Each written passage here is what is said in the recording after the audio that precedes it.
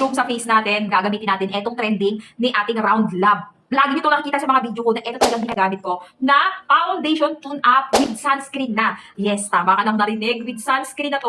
Kaya naman talagang bet na bet at gustong-gusto ko itong gamitin. Especially kahit nasa bahay lang ako or lumabas man ako ng bahay, outdoor or indoor, ayan ang ginagamit ko. So, ayan siya.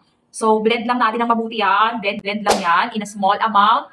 Konti lang, as in kasi talaga naman para karang nag-foundation tune-up na to. Tapos, moisturizing na rin siya. Tapos, ang kagandahan sa kanya, may pa-sunscreen pa. O, diba? SPF 50 na yan. Lagay lang tayo. Blend lang natin. Nagustuhan ko rin sa kanya kasi wala siyang white cast totally at all. Napaka-lightweight na lang. Sobrang lightweight sa face. Parang wala ka lang inilagay. Tapos blendable pa talaga siya. O, di ba? Sobrang blendable talaga. O, naka-discount sale to mga pangka. Ha?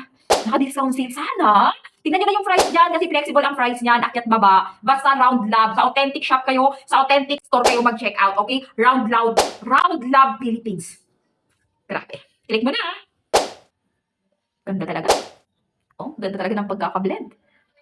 Diba?